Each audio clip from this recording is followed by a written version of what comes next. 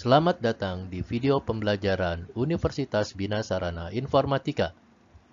Pada kesempatan kali ini kita akan membahas tentang globalisasi ekonomi dan liberalisasi perdagangan.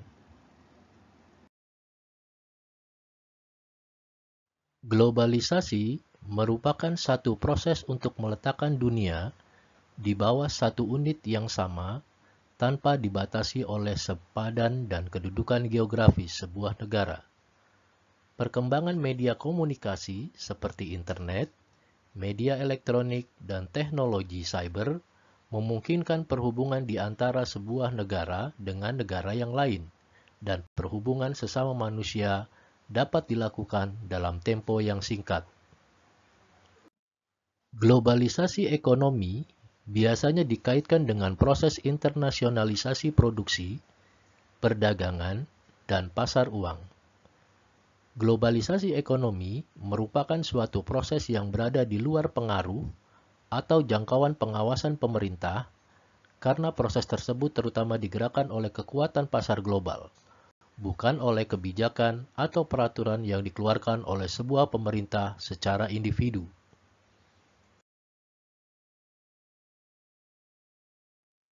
Globalisasi memiliki ciri-ciri antara lain. Yang pertama, yaitu perubahan dalam konsep ruang dan waktu.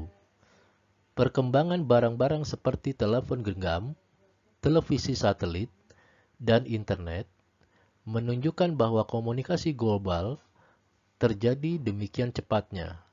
Sementara melalui pergerakan massa semacam turisme, memungkinkan kita merasakan banyak hal dari budaya yang berbeda. Yang kedua yaitu pasar dan produksi ekonomi di negara-negara yang berbeda menjadi saling bergantung. Sebagai akibat dari pertumbuhan perdagangan internasional, peningkatan pengaruh perusahaan multinasional, dan dominasi organisasi semacam WTO. Dan yang ketiga, yaitu meningkatnya masalah bersama. Pada bidang lingkungan hidup, krisis multinasional, inflasi regional, dan lain-lain menjadi masalah utama yang bisa dihadapi bersama di antara negara-negara. Yang keempat, yaitu peningkatan interaksi kultural melalui perkembangan media massa. Kita dapat mengkonsumsi dan mengalami gagasan dan pengalaman baru mengenai hal-hal yang melintasi beraneka ragam budaya, misalnya dalam bidang fashion, literatur, dan makanan. Jika digambarkan secara komprehensif, perubahan akibat globalisasi dapat digambarkan seperti gambar berikut. Terjadi kecenderungan terpisah kegiatan ekonomi primer dari ekonomi sekunder, yang akan mengakibatkan backward-linked kegiatan ekonomi produksi industri yang semakin lemah. Hal ini tentunya akan menyebabkan perkembangan industri tidak menimbulkan pengaruh pada produksi barang primer. Dan selanjutnya akan mengakibatkan harga komoditi produk primer akan menurun. Akibat adanya penurunan ini, maka diperlukanlah suatu kebijakan dalam hal perdagangan, seperti proteksionisme, blok perdagangan, serta pelanggaran kesepakatan GATT. Globalisasi yang ada di bidang ekonomi meliputi berbagai hal. Yang pertama, yaitu globalisasi produksi. Dalam globalisasi produksi, perusahaan berproduksi di berbagai negara agar biaya produksi menjadi lebih rendah atau upah buruh rendah, tarif bea masuk yang murah, infrastruktur yang memadai, dan iklim usaha serta politik yang kondusif. Yang kedua, yaitu globalisasi pembiayaan. Pada globalisasi ini, perusahaan global memiliki akses untuk memperoleh pinjaman atau melakukan investasi di semua negara di dunia. Yang ketiga, yaitu globalisasi tenaga kerja. Globalisasi ini mengisyaratkan bahwa perusahaan global akan mampu memanfaatkan tenaga kerja dari seluruh dunia sesuai dengan kelasnya, seperti penggunaan staf profesional diambil dari tenaga kerja yang telah memiliki pengalaman internasional, atau buruh yang diperoleh dari negara-negara yang berkembang. Dan yang keempat, yaitu globalisasi jaringan informasi. Pada kondisi ini, masyarakat dengan mudah dan cepat mendapatkan informasi dari negara-negara di dunia karena kemajuan teknologi seperti TV, radio, media cetak. Dengan jaringan komunikasi yang semakin maju, telah membantu meluaskan pasar ke berbagai belahan dunia untuk barang yang sama. Dan yang terakhir yaitu globalisasi perdagangan. Pada globalisasi perdagangan ini, dalam bentuk penurunan dan penyeragaman tarif, serta penghapusan berbagai hambatan non-tarif.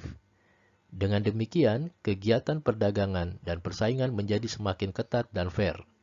Bahkan, transaksi menjadi semakin cepat, karena terdapat less paper atau less dokumen dalam perdagangan. Tetapi dapat mempergunakan jaringan teknologi telekomunikasi yang semakin canggih.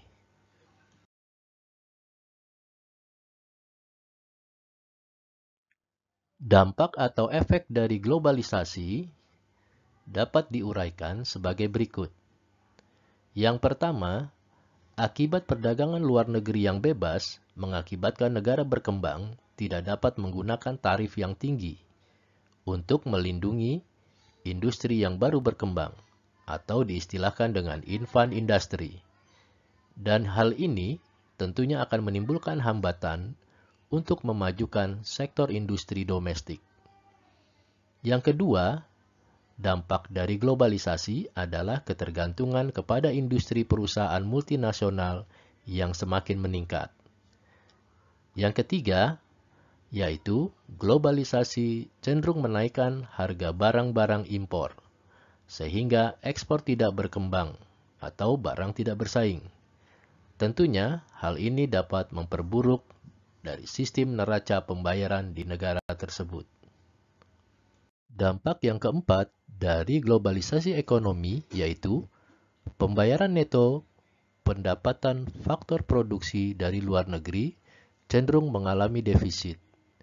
Investasi asing yang bertambah banyak menyebabkan aliran pembayaran keuntungan atau pendapatan investasi ke luar negeri semakin meningkat. Yang kelima, aliran investasi atau modal portofolio yang semakin besar, seperti partisipasi dana luar negeri ke pasar saham. Saat pasar saham sedang meningkat, dana ini akan mengalir masuk. Neraca pembayaran bertambah baik dan nilai uang akan bertambah baik pula. Yang keenam, yaitu saat harga-harga saham di pasar saham menurun, dana dalam negeri akan mengalir ke luar negeri. Neraca pembayaran cenderung menjadi bertambah buruk, dan nilai mata uang domestik menjadi merosot. Dampak yang ketujuh, terjadinya ketidakstabilan sektor keuangan dunia menyebabkan melemahnya pertumbuhan ekonomi yang berdampak pada pendapatan nasional dan kesempatan kerja yang akan semakin melambat. Distribusi pendapatan menjadi semakin tidak adil dan masalah sosial ekonomi masyarakat lainnya juga semakin bertambah buruk.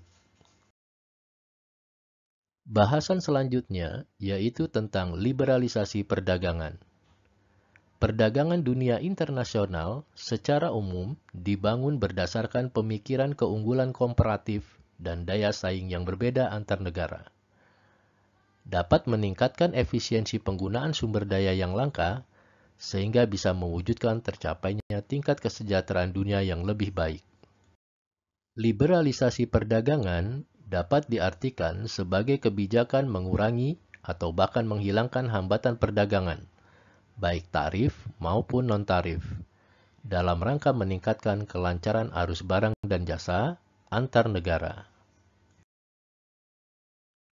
Terdapat berbagai alasan adanya liberalisasi dalam hal perdagangan internasional. Liberalisasi perdagangan diharapkan mampu mendorong berlangsungnya proses rasionalisasi industri bersamaan dengan proses alokasi manajemen ekonomi yang optimal untuk menghindari ekspor inefisiensi. Yang kedua, alasan liberalisasi perdagangan yaitu menghindari atau meminimumkan ketidakstabilan ekonomi makro.